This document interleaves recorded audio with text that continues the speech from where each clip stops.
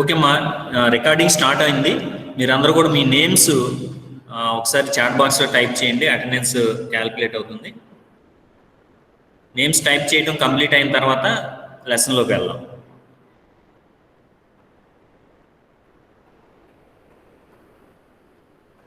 మా ఎవరో who is this సామారెడ్డి?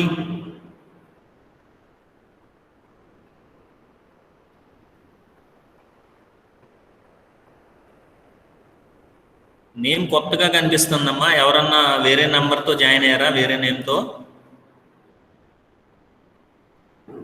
Am I audible? Yes, sir. Yes, sir. Who is this Samareddy? తెలియదు sir. Morning ICT class లో కూడా madam అడిగారు sir, మరి చెప్పలేదు ఎవరు. అతను రెస్పాన్స్ ఇవ్వలేదా? లేదు సార్, ఇవ్వలేదు. Keerthi sir, Keerthi Saxena. Sir name sir. Good evening sir. Good evening. మరి నువ్వు చెప్పే. అదే లేదు సార్, నేమ్ టైప్ చేస్తాను. Okay okay okay. అదే పేరు ఇక్కడ సామారెడ్డి అని వస్తే ఎవరు ఏంటి అనేది కన్ఫర్మేషన్ కోసం. Okay right right right right carry. అమ్మా అందరు టైప్ చేశారు కదా?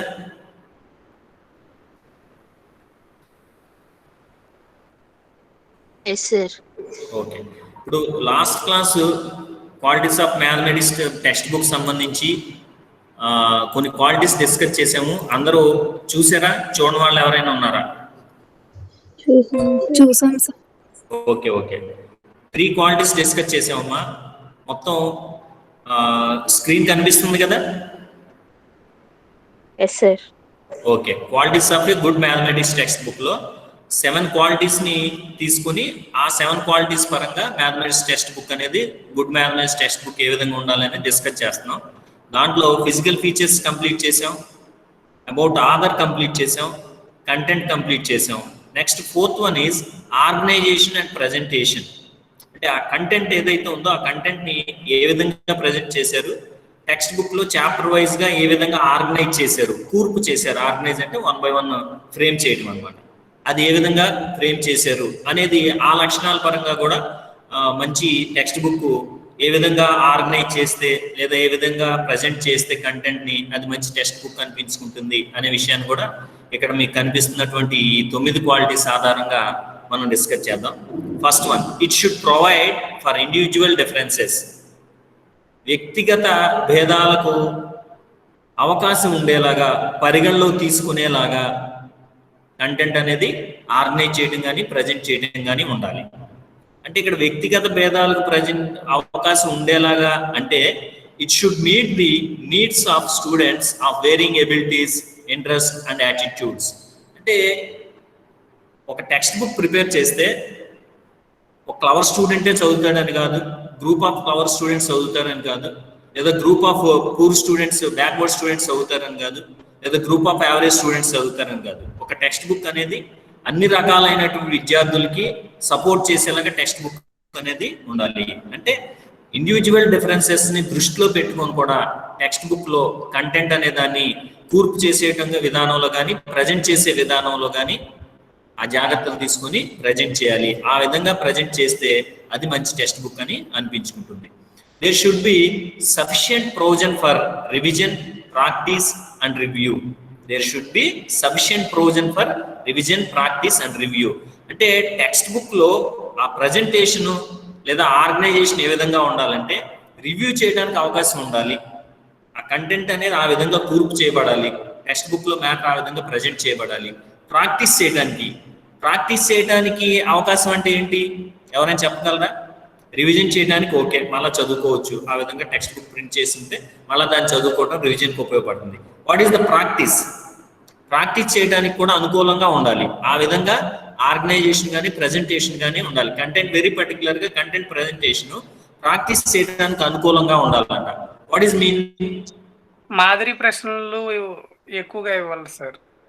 ఓకే, అంటే ఎగ్జాంపుల్స్ ఇస్తూ ఆ ఎగ్జాంపుల్ ఆధారంగా స్టూడెంట్ ఇంకా తను దాన్ని నాలెడ్జ్ని స్ట్రెంథన్ చేసుకోవడం కోసం ప్రాక్టీస్ చేయడం. అంటే that means that quality by default applicable only the exercises provided in the textbook. అంటే ఎక్సర్సైజెస్ టెక్స్ట్ బుక్ లో ప్రొవైడ్ చేయగలిగి ఉంటే ఆటోమేటిక్ గా ఈ క్వాలిటీ ప్రాక్టీస్ అనే క్వాలిటీ అప్లై అవుతుంది. మాదిరి కొన్ని లెక్కలు ఇచ్చాం, ఒక ప్రిన్సిపల్ ని ఎస్టాబ్లిష్ చేసాం. ఫర్ ఎగ్జాంపుల్ ఒక గోళం ఉపరితల వైశాల్యం సూత్రం చెప్పేసాం స్టూడెంట్ కి, సూత్రం రాబట్టి ఆ సూత్రాన్ని ఫైనలైజ్ చేసాం. ఫైనలైజ్ చేసిన తర్వాత ఎగ్జాంపుల్ ప్రాబ్లం సాల్వ్ చేసాం ఆ ఫార్ములాను ఉపయోగించుకొని. ఆ తర్వాత స్టూడెంట్ దాన్ని ప్రాక్టీస్ చేయడానికి స్కోప్ ఉండాలి. స్కోప్ ఉండాలంటే డెఫినెట్ గా స్టూడెంట్ ప్రాక్టీస్ చేయడానికి కావాల్సినటువంటి ప్రాబ్లమ్స్ తో కూడిన ఎక్సర్సైజ్ అనేది ఉండాలి. ఆ విధంగా ఎక్సర్సైజ్ కూడా తప్పనిసరిగా ఉండాలి. అండ్ రివ్యూ చేయడానికి కూడా అవకాశం ఉండాలి. ఈ పాయింట్ ఆధారంగా కూడా మనం ఓ టెక్స్ట్ బుక్ గుడ్ బ్యాడ్ అనేది కన్సిడర్ చేయవచ్చు. Next one, the text book should relate the class room learning to the real life needs and the physical and social environments of the learner. So very particular గా mathematics దగ్గరకు వచ్చేసరికి text book real life needs, విద్యార్థి యొక్క నిజ జీవితానికి సంబంధించినటువంటి అవసరాలు ఏమైతే ఉంటాయో, అలాగే సోషల్ ఎన్విరాన్మెంట్ సంబంధించి, ఫిజికల్ ఎన్విరాన్మెంట్ సంబంధించి, లెర్నర్ సంబంధించి వాళ్ళ యొక్క అవసరాలను తీర్చే విధంగా టెక్స్ట్ బుక్ లో కంటెంట్ అనేది ప్రజెంట్ చేయాలి. దట్ మీన్స్ వెరీ స్ట్రైట్ గా చెప్పుకున్నట్లయితే కొరిలేషన్ ఉండేలాగా చూసుకోవాలి. కంటెంట్ ప్రజెంట్ చేసే సందర్భంలో కొరిలేషన్ ఉండేలా చూసుకోవాలి. ఫర్ ఎగ్జాంపుల్ ఇంట్రెస్ట్ సంబంధించి లెక్కలు చెప్తున్నారు క్లాస్ రూమ్ లో, టెక్స్ట్ బుక్ లో ఆ చాప్టర్ లో ఇంట్రెస్ట్ సంబంధించి చెప్పే సందర్భంలో రియల్ లైఫ్ సిచ్యువేషన్ ని రిప్రజెంట్ చేసేలాగా, అది రియల్ లైఫ్ లో ఉపయోగపడుతుంది అని విద్యార్థి తెలియజేసేలాగా, విద్యార్థికి రియల్ లైఫ్ లో అవసరాలు తీరుస్తుంది అని తెలిసేలాగా అటువంటి ప్రాబ్లమ్స్ ని, అటువంటి నామినిక్లేచర్ తో ఉండేటువంటి ప్రాబ్లమ్స్ ని ఎక్సర్సైజ్ లో ఉండేలాగా చూడాలి. అంటే ఏదైనా సరే విద్యార్థి యొక్క రియల్ లైఫ్ నీడ్స్ ని సాటిస్ఫై చేసేలాగా, ఫుల్ఫిల్ చేసేలాగా టెక్స్ట్ బుక్ లో కంటెంట్ ప్రజెంటేషన్ అనేది ఉండాలి. సో అలాంటి సందర్భంలో దాన్ని మంచి టెక్స్ట్ బుక్ అని, good text book, mathematics text book అని చెప్పడం జరుగుతుంది. Next, the subject matter in the text book should B carefully organised with reference to the logical as well as psychological considerations which make teaching effective. Okay, basically మనం చెప్పుకున్నాం mathematics content అనేది logical గా establish చేయబడింది, logical గానే నేర్చుకోవాలి, logical గానే teach చేయాలని.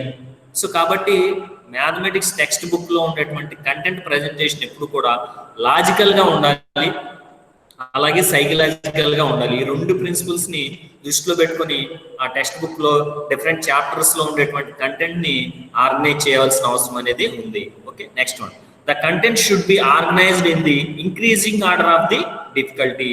మనం చాలా సందర్భాల్లో చెప్పుకున్నాం ఏమని, ఈజీ టు డిఫికల్టీ అనేది లెర్నింగ్ ప్రిన్సిపల్ అని. ఆ ప్రిన్సిపల్ ఫాలో అవుతూ చాలా సందర్భాల్లో బోధన విషయంలో కానివ్వండి, అనేక సందర్భాల్లో మెథడాలజీ సంబంధించి డిస్కస్ చేసుకున్నాం. సో ఇక్కడ టెక్స్ట్ బుక్ లో కంటెంట్ ని ప్రజెంట్ చేసే సందర్భంలో కూడా ఈజీ టు డిఫికల్ట్ అనే ఫార్ములాని ఫాలో అవుతూ కంటెంట్ ని ఆర్గనైజ్ చేయవలసిన అవసరం ఉంది. Principle of vertical correlation should be followed to the relate the present knowledge with the past and future. So కాబట్టి ఈ కోరిలేషన్ అనే కాన్సెప్ట్ కూడా ఉండేలాగా మనం కంటెంట్ అనే దాన్ని ప్రజెంట్ చేయవలసిన అవసరం ఉంది. Next one, the presentation of the content should foster right attitude towards self-study and self-reliance among pupils by suggesting project work, field work and laboratory work. So this means content present చేసే సందర్భంలో ప్రతి concept అయిపోయిన తర్వాత దానికి related గా text book లో ఆ content సంబంధించినటువంటి సపోర్టివ్ గా ప్రాజెక్ట్ వర్క్ కానీ, ఫీల్డ్ వర్క్ కానీ, కన్సర్న్ కాన్సెప్ట్ యొక్క నేచర్ బట్టి ల్యాబొరేటరీ వర్క్ కానీ ఏది అప్లై అయితే ఆ వర్క్ అనేది ఇచ్చేలాగా ఉంటే ఆటోమేటిక్ గా అటువంటి టెక్స్ట్ బుక్ ని చదవడం ద్వారా విద్యార్థుల్లో మనం సెల్ఫ్ స్టడీ అని, సెల్ఫ్ రిలయన్స్ అని ఇలాంటి కొన్ని క్యారెక్టరిస్టిక్స్ డెవలప్ చేసే అవకాశం అనేది ఉంటుంది. సో కాబట్టి తప్పనిసరిగా కంటెంట్ ప్రజెంట్ చేసే సందర్భంలో ప్రతి కంటెంట్ చివరిలో విద్యార్థి చేయవలసినటువంటి ప్రాజెక్ట్ వర్క్ కానీ, ఫీల్డ్ వర్క్ కానీ, ల్యాబొరేటరీ వర్క్ కానీ ఇవన్నీ కూడా ఇవ్వాలి. ఇచ్చినట్లయితే అది మంచి టెక్స్ట్ బుక్ అనుకుంటుంది. Next one, it should facilitate the use of analytic, synthetic, inductive, deductive, problem solving and heuristic approaches to teaching. So basically గా మ్యాథమెటిక్స్ సంబంధించి మనం స్టూడెంట్ సెంటర్డ్ మెథడ్స్ యూజ్ చేస్తాం కాబట్టి ఆ విధంగా టీచ్ చేయడానికి, ఆ మెథడ్స్ ని ఉపయోగించి టీచ్ చేయడానికి అనుకూలంగా టెక్స్ట్ బుక్ లో కంటెంట్ అనేది ప్రజెంట్ చేయబడి ఉండాలి. Next, the text book should stimulate the initiative and originality of the students. Stimulate. The textbook should stimulate the initiative and originality of the student. విద్యార్థుల్లో ఒరిజినాలిటీని develop చేసేలాగా, students stimulate చేసేలాగా, ప్రేరేపించేలాగా ఉండాలి content అనేది. అంటే mathematics learning వైపు students ని ప్రేరేపించి students లో ఒరిజినాలిటీ డెవలప్ అయ్యేలాగా ఆ టెక్స్ట్ బుక్ అనేది, కంటెంట్ ప్రజెంటేషన్ అనేది లేదా కంటెంట్ ఆర్గనైజేషన్ అనేది ఉండాలి. Next one, it should offer suggestions to improve study habits.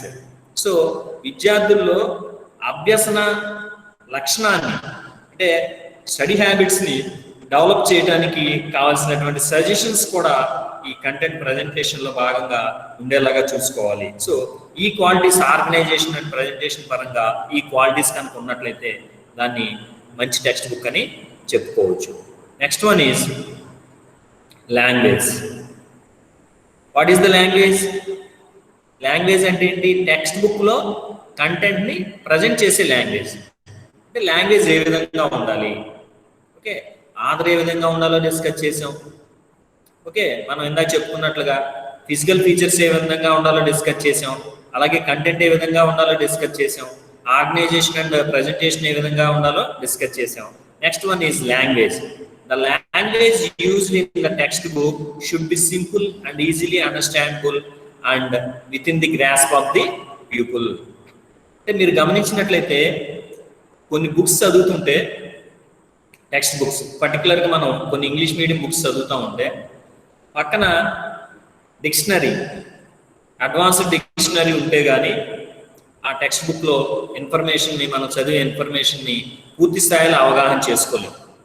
కాబట్టి ఎప్పుడు కూడా బుక్ అనేది ఎవరి కోసమైతే ఆ బుక్ని మనం ప్రిపేర్ చేసామో, బుక్ని తయారు చేసి రిలీజ్ చేసామో ఆ గ్రూప్ ఆఫ్ పీపుల్ ఈజీగా గ్రాస్ప్ చేసుకునేలాగా, అండర్స్టాండ్ చేసుకునేలాగా దాంట్లో లాంగ్వేజ్ ఎప్పుడు ఉండాలి. ఆధార్ తీసుకోవాల్సినటువంటి ప్రికాషన్ ఇది. అంటే కంటెంట్ ప్రజెంట్ చేసే సందర్భంలో లాంగ్వేజ్ యూజ్ చేసే లాంగ్వేజ్ విద్యార్థులు, ఆ స్థాయిలో విద్యార్థులు, ఫర్ ఎగ్జాంపుల్ 7th క్లాస్ స్టూడెంట్స్కి మ్యాథమెటిక్స్ టెస్ట్ తయారు చేస్తాం.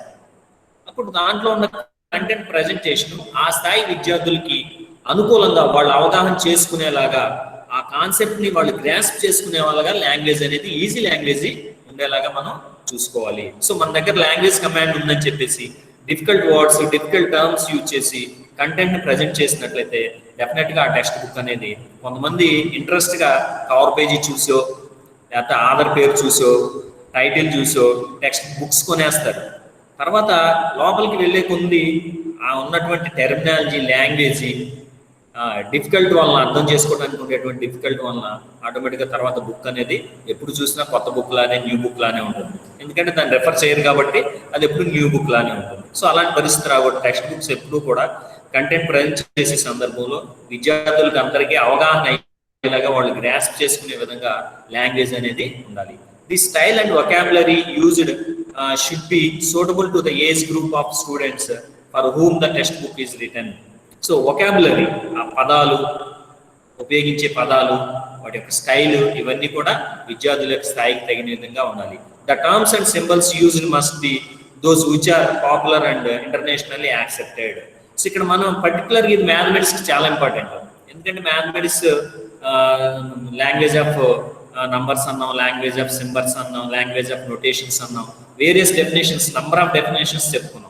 సో వెరీ పర్టికులర్గా మ్యాథమెటిక్స్లో నంబర్ ఆఫ్ సింబల్స్ యూజ్ చేయాల్సి వస్తుంది, నోటేషన్స్ యూజ్ చేయాల్సి వస్తుంది, అలాగే టర్మ్స్ యూజ్ చేయాల్సి వస్తుంది. కాబట్టి ఇవన్నీ కూడా మనం యూజ్ చేసే టర్మ్స్ కానీ, నోటేషన్స్ కానీ, సింబల్స్ కానీ ఇవన్నీ యాక్సెప్టబుల్ అయి ఉండాలి, ఇంటర్నేషనల్గా యాక్సెప్ట్ అయి ఉండాలి, పాపులర్ అయి ఉండాలి. మనకేదో కొత్తగా తెలిసిందని చెప్పేసి ఆ లాంగ్వేజ్ని, ఆ సింబల్స్ని యూజ్ చేయకూడదు. ఇంటర్నేషనల్గా యాక్సెప్ట్ చేసే విధంగా ఉన్నట్లయితే అప్పుడు ఆటోమేటిక్గా అది మంచి టెక్స్ట్ బుక్ అని అనిపించుకుంటుంది. Next one, all terms and concepts and principles used in the text book should be clearly and accurately stated and defined. Text book లో కంటెంట్ ప్రెజెంటేషన్ లో భాగంగా ఇచ్చినటువంటి కంటెంట్ అన్ని టర్మ్స్ కానీ, కాన్సెప్ట్స్ కానీ, ప్రిన్సిపల్స్ కానీ, థియరమ్స్ కానీ ఏదైనా సరే క్లియర్ గా ఉండాలి, యాక్యురేట్ గా ఉండాలి, ఎటువంటి అంబిగ్విటీ లేకుండా చక్కని భాషలో ఉపయోగించి ఈ టర్మ్స్ కానీ, కాన్సెప్ట్స్ కానీ, ప్రిన్సిపల్స్ కానీ, థియరమ్స్ కానీ, ఈ కొరారిల్స్ కానీ, what ever it may B, ఆ ప్రజెంట్ చేసేదంతా కూడా మంచి లాంగ్వేజ్ ఉపయోగించి ప్రజెంట్ చేయాల్సిన అవసరం అనేది ఉంది. సో లాంగ్వేజ్ పరంగా కూడా మనం టెక్స్ట్ బుక్ యొక్క క్వాలిటీని డిఫైన్ చేయొచ్చు, డిసైడ్ చేయొచ్చు. సో ఇది లాంగ్వేజ్ పరమైనటువంటి క్వాలిటీస్గా చెప్పుకోవచ్చు. Next one is exercise and illustrations, అభ్యాసాలు మరియు ఇల్లస్ట్రేషన్స్ అంటే ఉదాహరణలు అని చెప్పుకోవచ్చు. Okay, coming to this sixth characteristics related to qualities of a good mathematics textbook. The presentation of the subject matter must be attractive and interesting with appropriate illustrations in terms of pictures, diagrams and figures. Content presentation అట్రాక్టివ్గా ఉండాలి. అంటే కొన్ని books మీరు చదువుతూ ఉంటే because of the experience of the author, because of the narration power of the author, because of the imagination of the author, ఇంకా చదవాలి అనిపిస్తూ ఉంటుంది. కొన్ని బుక్స్ని మనం చాలా పార్ట్లుగా చదువుతాం. ఒక పార్ట్ కొంచెం చదివి ఆ తర్వాత ఇంకో పార్ట్ కొంతసేపు చదివి అలా చదువుతూ ఉంటాం. కానీ కొన్ని బుక్స్ మనం చూసినట్లయితే లాస్ట్ పేజ్ వరకు చదవకుండా, కంప్లీట్ చేయకుండా బుక్ని పక్కన పెట్టలేము.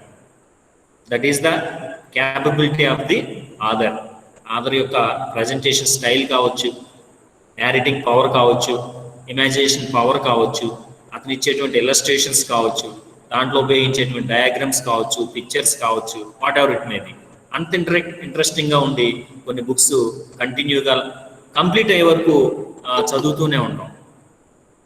ఓకే, ఆ విధంగా టెక్స్ట్ బుక్ ఎప్పుడు కూడా ప్రజెంటేషన్ ఏ విధంగా ఉండాలంటే సబ్జెక్ట్ అట్రాక్టివ్గా ఉండాలి, ఇంట్రెస్ట్గా ఉండాలి, స్టూడెంట్ ఇంకా చదవాలి, దానికి సంబంధించిన ఇంకా విషయాలు తెలుసుకోవాలి అనేటువంటి ఆతృతను ప్రదర్శించేలాగా ఆ కంటెంట్ అనేది ఎప్పుడు కూడా ప్రజెంటేషన్ ఉండాలి. సరైనటువంటి ఉదాహరణలు ఇవ్వడం, సరైనటువంటి ఇన్సిడెంట్స్ కోట్ చేయడం, సరైనటువంటి ఎగ్జాంపుల్స్ కోట్ చేయడం, అవసరాన్ని బట్టి పిక్చర్స్ కానీ, డయాగ్రామ్స్ కానీ, ఫిగర్స్ కానీ, based on the nature of the content. ఆ విధంగా మనం వీటన్నిటిని ఉపయోగించి కంటెంట్ని ప్రజెంటేషన్ అనేది చేయవలసి ఉంటుంది. అప్పుడు మాత్రమే విద్యార్థులు ఆసక్తిగా కంటెంట్ వైపు అట్రాక్ట్ అయ్యి కంటెంట్ చదివేటువంటి అవకాశం అనేది ఉంటుంది. Next, the diagrams used in the text book should be easily recognisable and geometric constructions should be in proportion with the measurements prescribed by the problem. The diagrams used in the textbook should be easily recognizable. Diagrams కొన్ని books లో చూసినట్లయితే ఆ diagram గురించి ఎందుకు ఆ diagram ఇచ్చారు, ఏ concept తెలియజేయడం కోసం ఆ డయాగ్రామ్ ఇచ్చారు అనే విషయాన్ని అవగాహన చేసుకోవడానికి ఎంతో సమయం పడుతుంది. అసలు డయాగ్రామ్ లేకుండా మ్యాటర్ చదవడం ద్వారా కూడా దాని గురించి మనం అవగాహన చేసుకోవచ్చు. డయాగ్రామ్ ఇచ్చి దాన్ని కన్ఫ్యూజ్ చేసి రెండింటి మధ్య రిలేషన్ లేకుండా, క్లారిటీ లేకుండా ఉండే సందర్భాలు మనం గమనించే ఉంటాం. కాబట్టి ఎప్పుడు కూడా డయాగ్రామ్స్ ఏ కంటెంట్ని అయితే ఎక్స్పోజ్ చేయడానికి, దానికి సంబంధించినటువంటి కాన్సెప్ట్ని ఎక్స్పోజ్ చేయడానికి డయాగ్రామ్స్ యూజ్ చేస్తామో ఆ డయాగ్రామ్స్ ఈజీగా ఆ టెక్స్ట్ బుక్ ఎవరైతే చదువుతున్నారో వాళ్ళ యొక్క మానసిక వయసును ఆధారంగా చేసుకుని వాళ్ళు దాన్ని రికగ్నైజ్ చేయగలిగి ఉండాలి. అలాగే జామెట్రికల్ కన్స్ట్రక్షన్స్ ఏమైనా ఉన్నట్లయితే అవన్నీ ప్రాపర్గా ఆ మెజర్మెంట్స్ ఉపయోగించి కన్స్ట్రక్ట్ చేసే విధంగా ఆ ఎక్సైజ్ కానీ ఇల్లస్ట్రేషన్స్ కానీ ఉండాలి. The illustrations should be accurate, clear and appropriate. First పాయింట్లో చెప్పుకున్నాం, కాన్సెప్ట్ని ఇల్లస్ట్రేషన్స్ ఆధారంగా, పిక్చర్స్ ఆధారంగా, డయాగ్రామ్స్ ఆధారంగా ప్రజెంట్ చేస్తే ఇంట్రెస్టింగ్గా ఉంటుంది సబ్జెక్ట్ మ్యాటర్ అని చెప్తున్నాం. సో ఇక్కడ ఇల్లస్ట్రేషన్స్ ఇచ్చేటప్పుడు ఇంకా తీసుకోవాల్సిన జాగ్రత్త ఏంటంటే ఇట్ షుడ్ బి యాక్యురేట్, సరైనటువంటి ఉదాహరణ ఇవ్వాలి. ఫర్ ఎగ్జాంపుల్, మనం ఏదన్నా త్రిభుజం సముద్రుల గురించి నిర్వచనం చెప్పేటప్పుడు ఉదాహరణలు ఇచ్చాం. మనం ఇచ్చిన ఉదాహరణ సమితి అనే భావన రిప్రజెంట్ చేస్తూ ఉండాలి. Definitely it should represent the concept of set. Okay, so కాబట్టి ఆ విధంగా just wait. Who is this? Shruti. Welcome శృతి.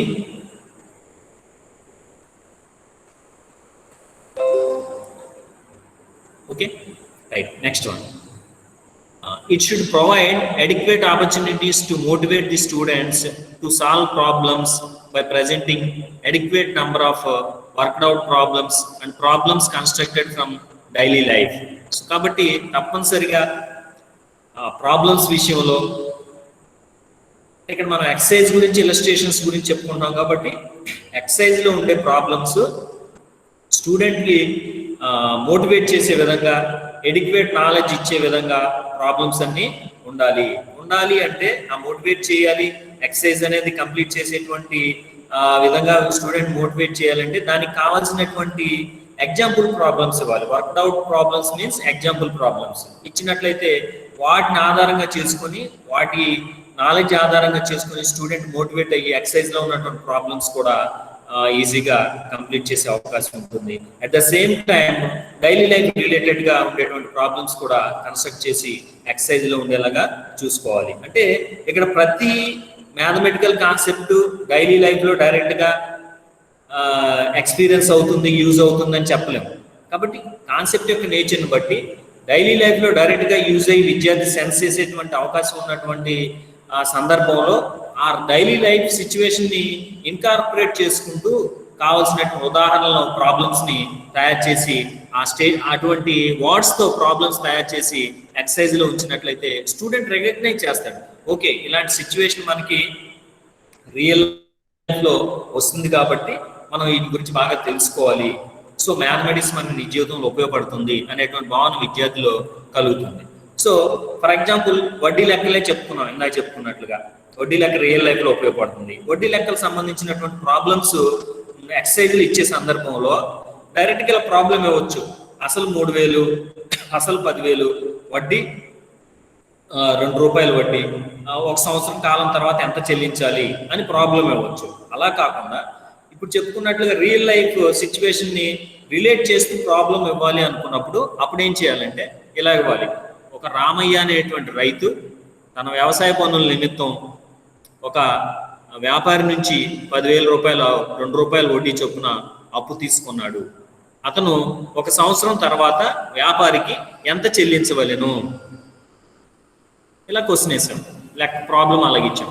ఆటోమేటిక్గా స్టూడెంట్ ఓకే రైతు, మా ఫాదర్ కూడా రైతే, ఇలాంటి సిచ్యువేషన్ వచ్చినప్పుడు మనకి ఈ మ్యాథమెటికల్ నాలెడ్జ్ ఉపయోగపడుతుంది, ఇలాగా మోటివేట్ అయ్యే అవకాశం అనేది ఉంటుంది. సో ఆ విధంగా రియల్ లైఫ్ లో ఉండేటువంటి ప్రాబ్లమ్స్, రిలేట్ అయ్యే ప్రాబ్లమ్స్ కూడా ఎక్సర్సైజ్ లో ఉండేలాగా చూసుకోవాలి. Situations requiring the student to apply mathematical principles and formula for their solutions. So ఆ సమస్యలు సాధించడం కోసం ఉపయోగపడే నాలెడ్జ్ ఉపయోగపడేలాగా సమస్యలు అనేవి ఎక్సర్సైజ్ లో ఉండాలి. The text should contain some difficult problems or exercises to challenge the mathematically gifted students. So అన్ని రకాల విద్యార్థులు ఉంటారు కాబట్టి కొన్ని ప్రాబ్లమ్స్ మ్యాథమెటిక్స్ లో గిఫ్టెడ్ స్టూడెంట్స్ ఎవరైతే ఉన్నారో వాళ్ళకి ఛాలెంజింగ్ గా ఉండే కూడా కొన్ని ప్రాబ్లమ్స్ ఎక్సర్సైజ్ లో ఉండేలాగా చూసుకోవాలి. అవి మనం చాలా సార్లు చెప్పుకున్నాం. టెక్స్ట్ బుక్స్ లో చూసినట్లయితే స్టార్ మార్క్ ప్రాబ్లమ్స్ ఉంటాయి. అవి ఈ స్థాయి విద్యార్థికి మించినటువంటి ప్రాబ్లమ్స్ గా అక్కడ నోట్ కూడా ఇవ్వడం జరిగిందని. సో అలాంటి ప్రాబ్లమ్స్ కూడా ఉంటే అది మంచి టెక్స్ట్ బుక్ అనిపించుకుంది. There should be well graded exercise give at the end of every topic to satisfy the needs of all calibers.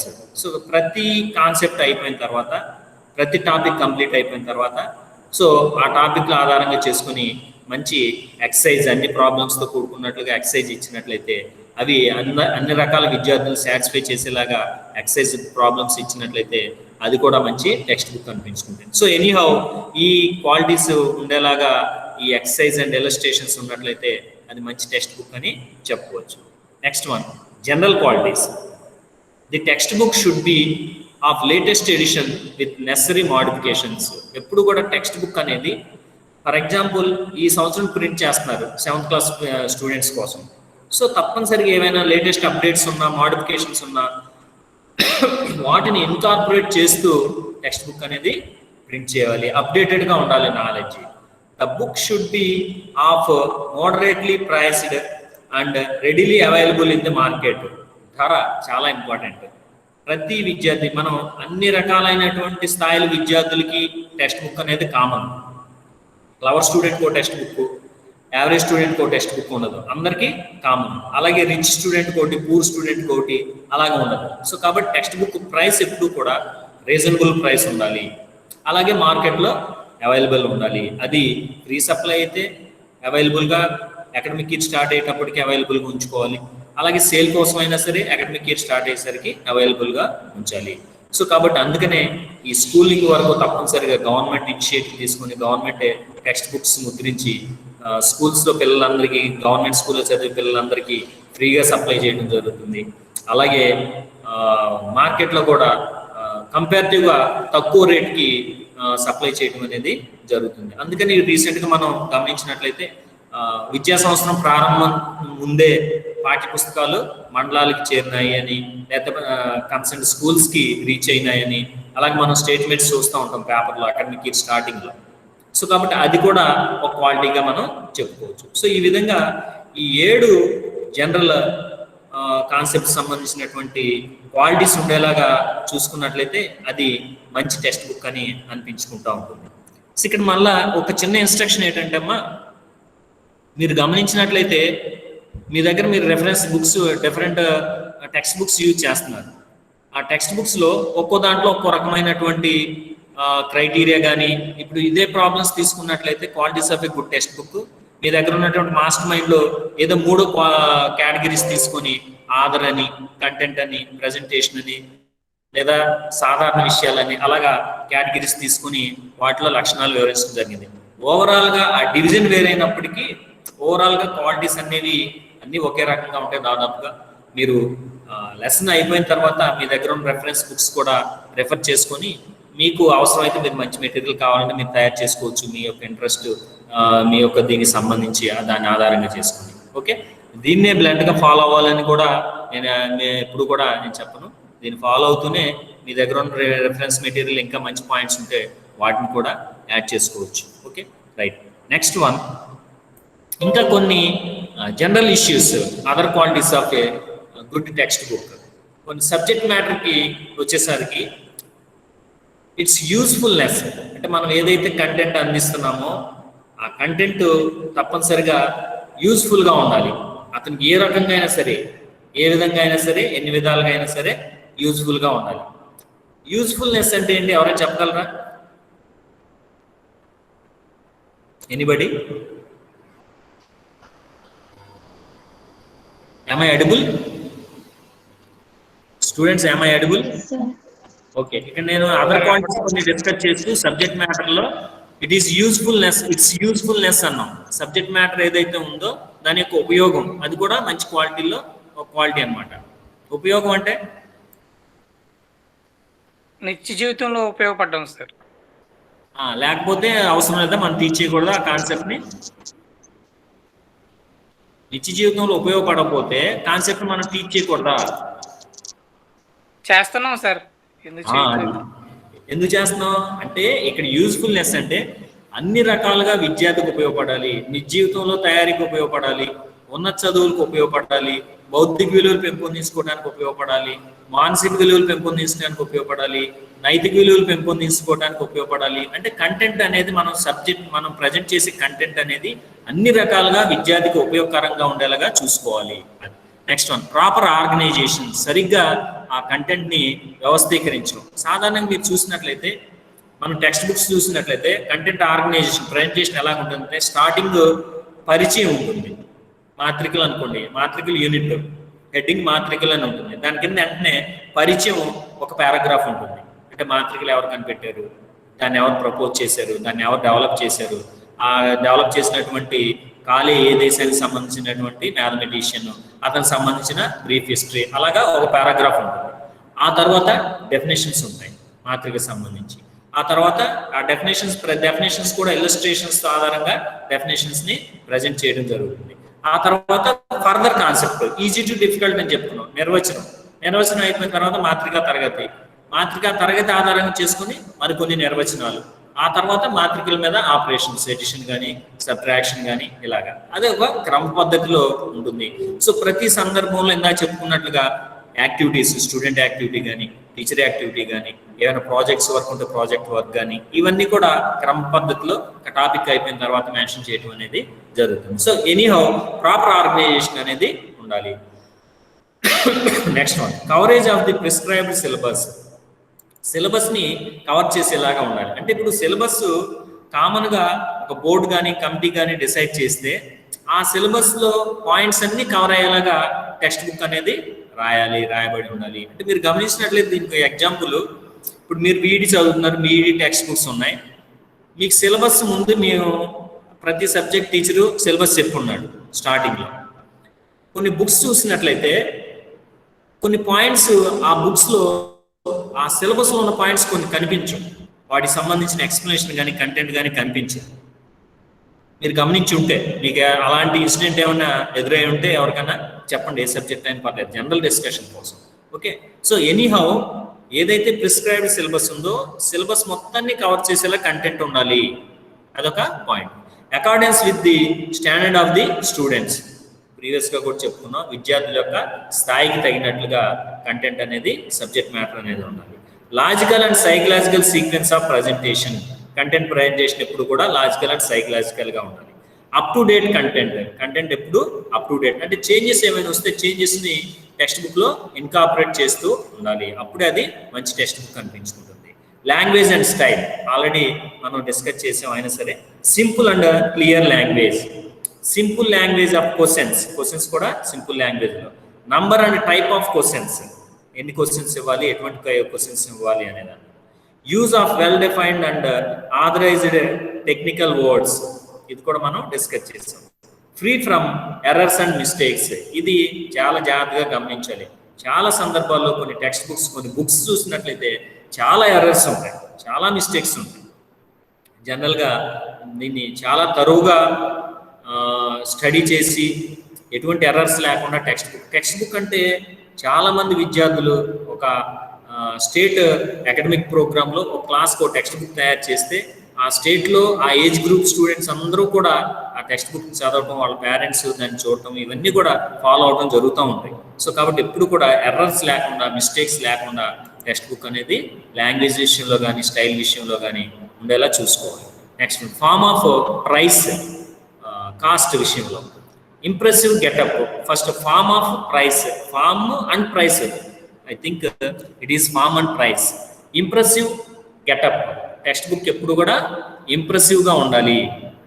Impressive means మనం చెప్పుకున్నాం అట్రాక్టివ్నెస్, బుక్ చూడగానే ఇమీడియట్గా లోపల ఏముందో చూడకుండా బుక్ను కొనేయాలంటే ఆ విధంగా టెక్స్ట్ బుక్ ఉండాలి.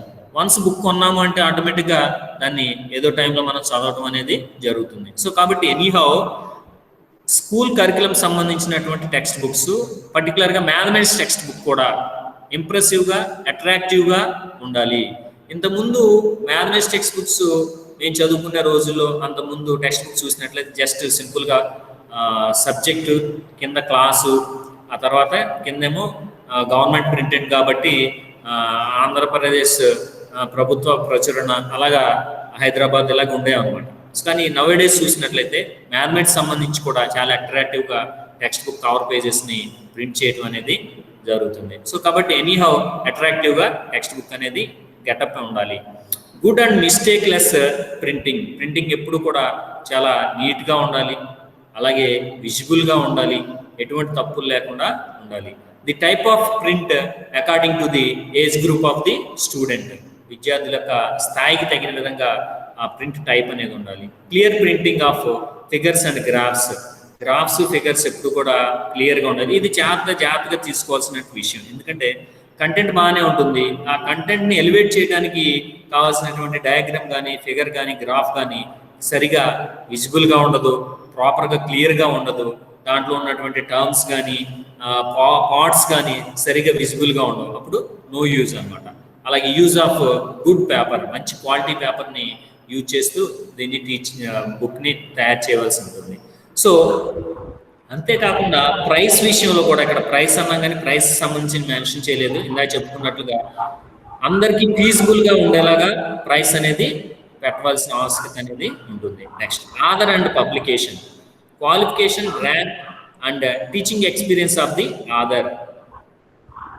ఈ క్వాలిఫికేషన్ కానీ అలాగే టీచింగ్ ఎక్స్పీరియన్స్ కానీ దాన్ని దృష్టిలో పెట్టుకొని ఆధార్ అనే వ్యక్తికి ఇంపార్టెన్స్ అనేది ఇవ్వాలి. సో అంటే well educated, well qualified and well experienced teachers మనం టీచ్ చేసినట్లయితే, బుక్ని తయారు చేసినట్లయితే అది మంచి టెక్స్ట్ బుక్ అని అనిపించుకుంటుంది. Expert of the subject and specialization, సబ్జెక్ట్లో ఎక్స్పర్ట్ అయి ఉండాలి, అలాగే స్పెషలైజేషన్ చేసి ఉండాలి.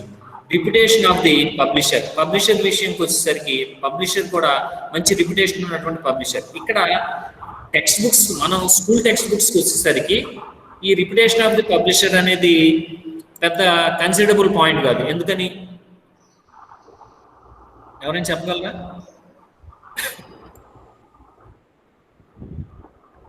ఎనీబడి?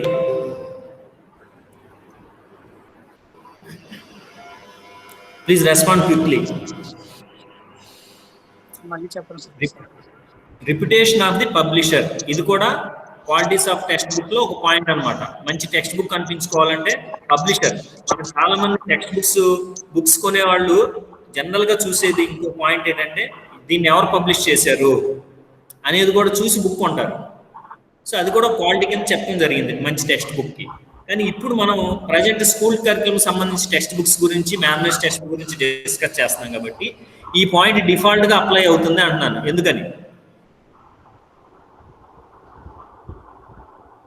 ఎందుకంటే ఆటోమేటిక్ గా ఇప్పుడు బుక్స్ అన్ని పబ్లిష్ చేసేది ఎవరు? గవర్నమెంటే కదా. గవర్నమెంట్ ప్రెస్ లో తయారవుతున్నాయి. ఓకే, ప్రచురణ ఆంధ్రప్రదేశ్ రాష్ట్ర ప్రభుత్వం అమరావతి అని ఉంటుంది, అదే రిప్యుటేషన్.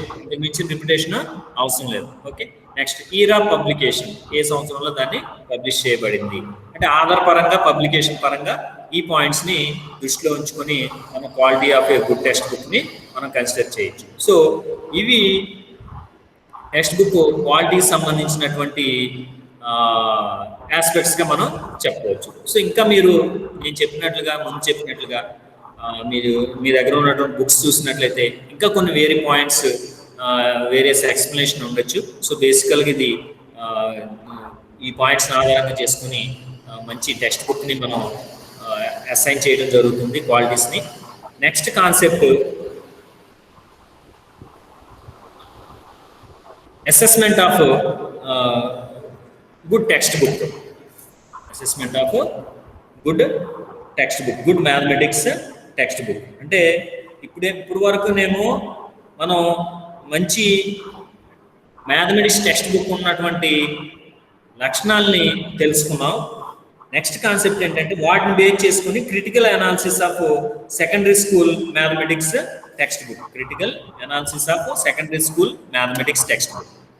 ఇక్కడ ఈ సందర్భంలో ఇంకొక చిన్న ఇన్స్ట్రక్షన్ ఏంటంటే మనం ఏవైతే క్వాలిటీస్ ఉండాలని చెప్పుకున్నామో ఆ క్వాలిటీస్ ఆధారంగానే ఎవాల్యుయేట్ చేయాలి. ఆ క్వాలిటీస్ ఆధారంగానే టెక్స్ట్ బుక్ ని ఎవాల్యుయేట్ చేయాలి. ఫస్ట్ మీరు హెడింగ్ పెట్టుకోవాల్సింది ఫిజికల్ ఫీచర్స్ అని.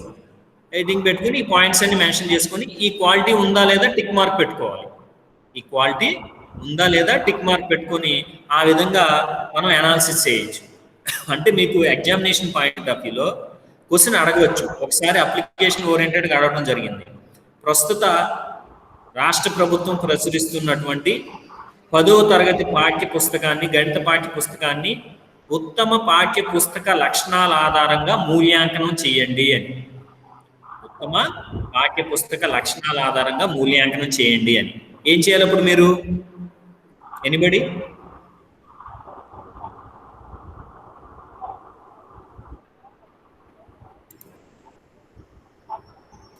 అమ్మా ఎవరన్నా?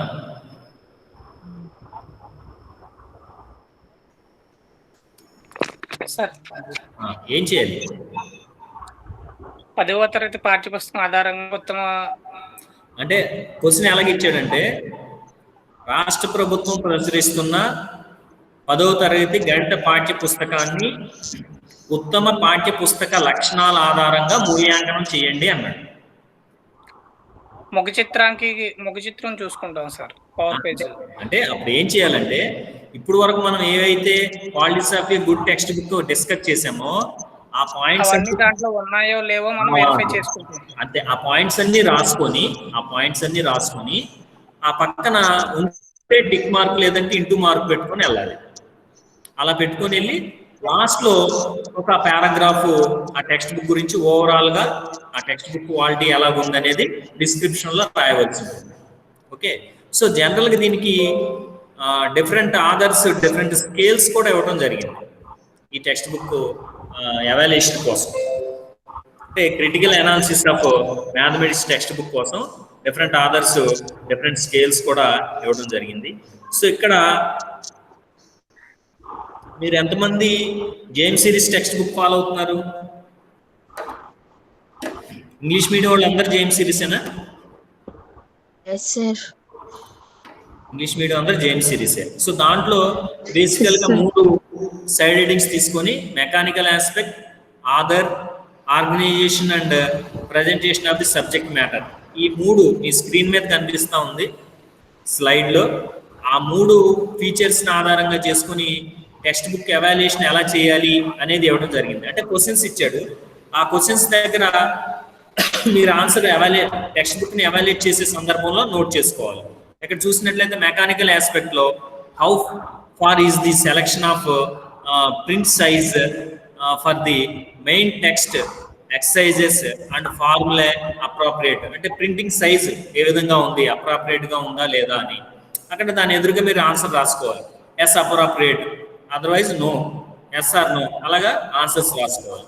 Is the paper used of good quality, మంచి క్వాలిటీ పేపర్ యూజ్ చేశారా, ఎస్ ఆర్ నో రాసుకోవాలి.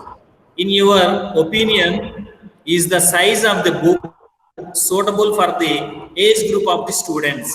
టెక్స్ట్ బుక్ సైజ్ అది ఆ గ్రూప్ స్టూడెంట్స్ కి సూటబుల్లా కాదా అని మనం చెప్పుకున్న క్వాలిటీస్ లో ముందే టెక్స్ట్ బుక్ సైజ్ అనేది according to the age group ఉండాలి. మేము చదువుకునే రోజుల్లో టెక్స్ట్ బుక్, ఇప్పుడు మీరు ఏదైతే ఈ టెక్స్ట్ బుక్ ఉంది కదా A4 సైజ్, ఈ షీట్ లో ఈ సైజ్ టెక్స్ట్ బుక్స్ ఉన్నాయి. నేను చదువుకునే రోజుల్లో టెక్స్ట్ బుక్స్ అన్ని కూడా ఈ సైజే ఉండేవి, కొంచెం అటు ఇటు.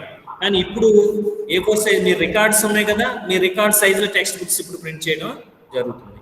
So anyhow according to the psychology, according to the age group of the students, we have to print the text book in a proper size. కాబట్టి ఆ సైజ్ కూడా మెన్షన్ చేయాలి. ఆ సైజ్ ఉందా లేదా అనేది ఇక్కడ రాయాలి. ఎస్ అయితే ఎస్, నో అయితే నో.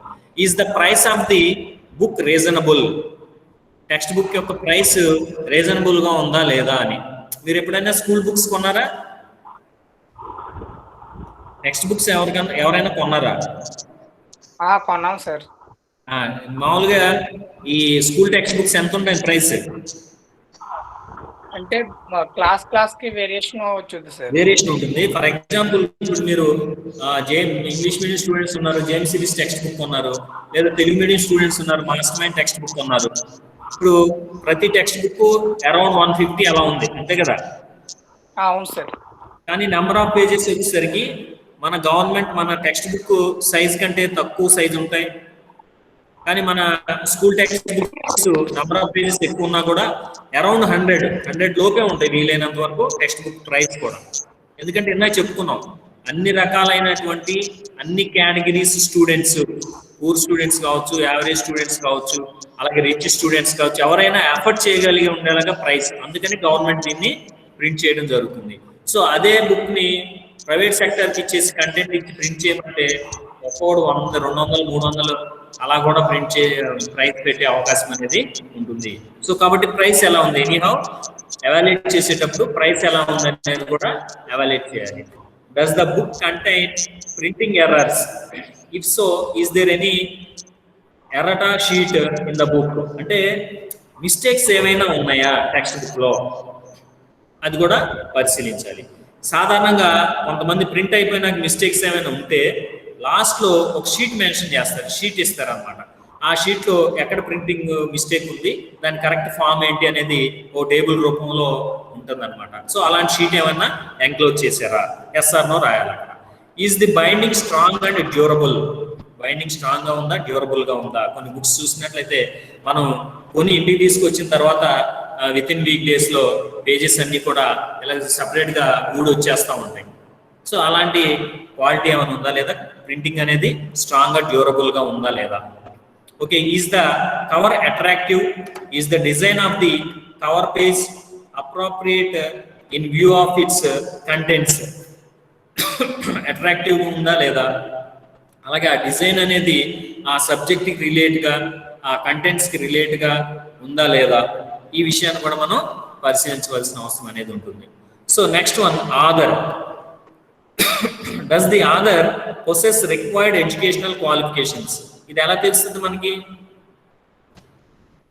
టెక్స్ట్ బుక్ ని ఎవాల్యుయేట్ చేసే సందర్భంలో ఆధార్ పరంగా ఎలా ఎవాల్యుయేట్ చేయాలంటే does the Aadhaar possess required educational qualifications ఉన్నాయా లేవా అనే రాయాలి. ఎక్కడ ఉంటుంది ఈ ఇన్ఫర్మేషన్? ఆధార్ సంబంధించిన ఇన్ఫర్మేషన్ ఎక్కడ ఉంటుంది? టెక్స్ట్ బుక్ లో ఇనిషియల్ పేజెస్ లోనే రైట్ సార్. టెక్స్ట్ బుక్ లో ఇనిషియల్ పేజెస్ లోనే ఉంటుంది టెక్స్ట్ బుక్ ఆధార్ ఎవరు, అతని క్వాలిఫికేషన్స్ ఏంటి అనేది. దాన్ని పరిశీలించి ఆధార్ వెల్ క్వాలిఫైడా లేదా అనేది మనం నోట్ చేయవలసి ఉంటుంది. Do the author has good teaching experience? ఆధార్కి మంచి బోధనా అనుభవం ఉందా లేదా అని. సో జనరల్ గా అతని ప్రొఫెషన్, అతని యొక్క డిజిగ్నేషను, క్వాలిఫికేషన్స్ దీన్ని బేస్ చేసుకుని మనం దీన్ని డిసైడ్ చేయాలి. జనరల్గా ఆధార్ సంబంధించి ఎక్స్పీరియన్స్ టెక్స్ట్ బుక్లో ఎక్కడ కూడా మెన్షన్ చేయరు. అతని క్వాలిఫికేషన్స్, అతని యొక్క పొజిషన్, దాని ఆధారంగా మనం అసెస్ చేసుకోవాలి. In case Aadhaar experience private text book చూసినట్లయితే తప్పనిసరిగా బ్యాక్ సైడ్ ఆధార్ గురించినటువంటి డీటెయిల్స్ అన్నీ ఉంటాయి. దాంట్లో ఆధార్ క్వాలిఫికేషన్స్ ఏంటి, సర్వీసెస్ ఏంటి, అలాగే ఎక్స్పీరియన్స్ ఏంటి, ఎన్ని సంవత్సరాలు ఎక్కడెక్కడ పనిచేశారు, డీటెయిల్స్ అన్నీ ఉంటాయి. సో దాన్ని బట్టి ఆధార్ ఎక్స్పీరియన్స్డా లేదా అనేది మనం అసెస్ చేయాలి. Does the Aadhaar competent enough to right the mathematics text book? Mathematics text book రాయడానికి ఆధార్ కాంపిటెంటా కాదా అనేది ఎలా నిర్ణయిస్తాము అంటే పై రెండు వాటిని బట్టి. ఆధార్కి ఎడ్యుకేషనల్ క్వాలిఫికేషన్స్ ఉండి అతనికి మంచి ఎక్స్పీరియన్స్ ఉన్నట్లయితే, ఆ సబ్జెక్ట్ పరంగా అతనికి స్పెషలైజేషన్ ఉన్నట్లయితే ఆటోమేటిక్గా ఆధార్ కాంపిటెంట్ అని చెప్పవచ్చు. సో మనం చెప్పుకున్నట్లుగా ఆధార్ విషయంలో టెక్స్ట్ బుక్ మంచి టెక్స్ట్ బుక్ అనిపించుకోవడానికి ఇంకొక మెయిన్ ఫ్యాక్టర్ ఏంటంటే ఆధార్ వెల్ ఎక్స్పీరియన్స్డ్ అయ్యి ఉండి, వెల్ క్వాలిఫైడ్ అయ్యి ఉండి, స్పెషలైజేషన్ చేసిన వ్యక్తి అయ్యి ఉండి, అలాగే రీసెర్చ్ వర్క్ చేసిన వ్యక్తి అయ్యి ఉండి, పర్టికులర్గా తను ఏ క్లాస్కి అయితే టెక్స్ట్ బుక్ రాస్తున్నాడో ఆ క్లాస్ని ఇయర్స్ టుగెదర్ టీచ్ చేసి ఉన్నటువంటి వ్యక్తి అయితే డెఫినెట్గా మంచి టెక్స్ట్ బుక్ అనేది తయారవుతుందని చెప్పవచ్చు. ఓకే, సో ఇది ఆధార్ పరంగా. నెక్స్ట్ ఆర్గనైజేషన్ అండ్ ప్రజెంటేషన్ సంబంధించి రేపు క్లాస్లో డిస్కస్ చేద్దాము. ఇది అయిపోయిన తర్వాత ఇంకా వేరే ఒక ఫేమస్ క్వశ్చనీర్ ఒకటి ఉంది, అది కూడా ఒకసారి బ్రీఫ్గా చూద్దాం. ఇది మీరు జస్ట్ ఫర్ ఐడియా సేక్, మీరు ఎగ్జామినేషన్ పాయింట్ ఆఫ్ వ్యూలో వస్తే మీ జేఎం సిరీస్లో బుక్ కానీ, బుక్లో ఉన్నటువంటి స్కేల్స్, ఈ ప్రొసీజర్ కానీ, లేదా మీ మాస్టర్ మైండ్లో ఇచ్చినటువంటి క్వశ్చన్స్ కానీ వాటిని ఆధారంగా చేసుకుని మీరు ఎవాల్యుయేట్ చేస్తే సరిపోతుంది. లేదా నేను ఎక్స్ప్లెనేషన్కి యూజ్ చేసినటువంటి ఈ పాయింట్స్ ఏవైతే ఉన్నాయో వాటి ఆధారంగా మీరు ఎవాల్యుయేట్ చేస్తే సరిపోతుంది. At your convenient, what ever it may B, basic content is the same. Okay students, thank you. తర్వాత వన్ ఇంపార్టెంట్ ఇన్స్ట్రక్షన్,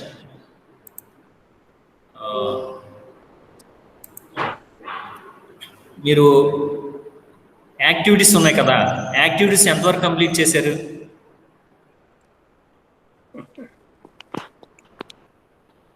నేను మొన్న 3 యాక్టివిటీస్ సంబంధించి ఇన్స్ట్రక్షన్ ఇచ్చాను. ఎవరైనా కంప్లీట్ చేశారా లేదా ఎవరైనా చేశారు?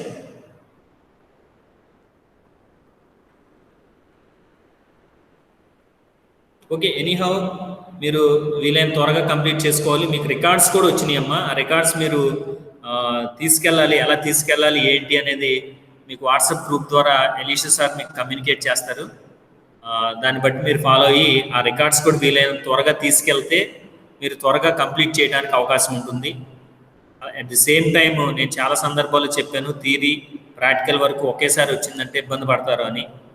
మీరు అన్నీ రఫ్లు రాసుకొని అవన్నీ రెడీగా ఉంటేనే రికార్డు రాయగలరు. రికార్డు దానికోసం ఎక్కువ టైం కేటాయిస్తే ఎఫెక్ట్ అనేది థియరీ మీద ఉంటుంది. సో కాబట్టి దాన్ని బట్టి మీరు జాగ్రత్తగా ప్లాన్ చేసుకోండి. ఎనీహౌ మిడ్ ఎగ్జామినేషన్స్ మండే నుంచి జరుగుతాయి కాబట్టి మండే నుంచి జరిగే మిడ్ ఎగ్జామినేషన్స్కి మీరు సైమల్టేనియస్గా క్లాసులు వింటూనే ప్రిపేర్ అవ్వండి. క్వశ్చన్స్ కూడా మీకు డిస్కస్ చేసి ముందే ఇవ్వాలా లేదా ఎగ్జామ్ సంబంధించి ముందు రోజు ఇవ్వాలని డిస్కస్ చేసి మ్యాక్సిమం రేపు క్వశ్చన్స్ మీకు కమ్యూనికేట్ చేయడం జరుగుతుంది. దాని ప్రకారం మీరు ఆ క్వశ్చన్స్ ప్రిపేర్ అవ్వచ్చు. ఓకేమ్మా? హలో. నాగేంద్ర చెప్పమ్మా.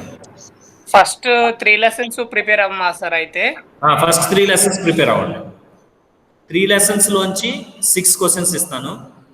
ఆ 6 క్వశ్చన్స్ లోంచి మీరు 4 రాయవలసి ఉంటుంది. 4 × 5 20 మార్క్స్, ఇది ప్యాటర్న్. అయితే ఇక్కడ మీకు ఇంకొక చిన్న ఇన్స్ట్రక్షన్ ఏంటంటే, మీకు ఫస్ట్ 2 యూనిట్స్ మీరు రాసి ఉన్నారు కదా సార్. కాబట్టి థర్డ్ యూనిట్ లోంచి 3 క్వశ్చన్స్ ఇస్తాను. అలానే sir. Remaining 3 questions first 2 units లోంచి ఇస్తాను. ఎందుకంటే థర్డ్ యూనిట్ కి కొంచెం ప్రయారిటీ ఇచ్చినట్టు ఉంటుంది. మళ్ళీ మనం సపరేట్ టెస్ట్ పెట్టడం అంటే ఈ తక్కువ టైంలో సాధ్యపడవచ్చు, లేదా మీకు కూడా ఇబ్బంది అవ్వచ్చు. ఒకవైపు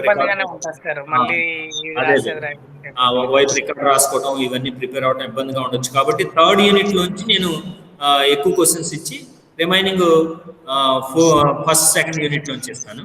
దాని ప్రకారం మీరు ప్రిపేర్ అవ్వండి. ఓకేమ్మా? అలానే సార్. ఐసీటీకి సంబంధించి మరి అది అంతేనా సార్? అదంటే యాక్చువల్గా నేను 5th యూనిట్లో లాస్ట్లో ఉన్నాను. అవును సార్. నేను సిలబస్ కంప్లీట్ అయిన వరకు క్వశ్చన్స్ ఇస్తాను. Madam already finance madam start చేసినట్టున్నారు కదా? అవును సార్, స్టార్ట్ చేశారు ఈరోజు. సుజాత్ మేడం స్టార్ట్ చేయలేదు. లేదు సార్. చూడండి, ఈ 2 days ఒకవేళ అయితే దాంట్లో కూడా కవర్ చేయమంటే చేద్దాం. లేదంటే ఇప్పుడు వరకు అయిన సిలబస్ లోంచి క్వశ్చన్లు ఇవ్వమంటే నేను ఈ 2 యూనిట్స్ నుంచి క్వశ్చన్స్ ఇస్తాను. అలానే సార్. ఈ రోజు వరకు అయిన దాంట్లోంచి, అదే ఐసీటీ ఇప్పుడు వరకు అయిపోయిన దాంట్లోంచి క్వశ్చన్స్ ఇస్తాను. 4th unit complete, 5th unit half work అయింది, అంతవరకు క్వశ్చన్స్ ఇస్తాను. దాంట్లో రాదురు కానీ. ఓకేనా?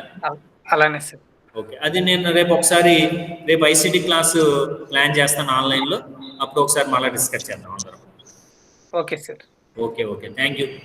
మిగతా వాళ్ళు ఏంటి రెస్పాండ్ అవ్వట్లేదు? ఉన్నారా? లైన్లో ఉన్నారా? చెప్పమ్మా. 4th యూనిట్ పీడిఎఫ్ పెట్టలేదు సార్. 4th యూనిట్ పీడిఎఫ్ పెట్టలేదు, సెండ్ చేయలేదు సార్.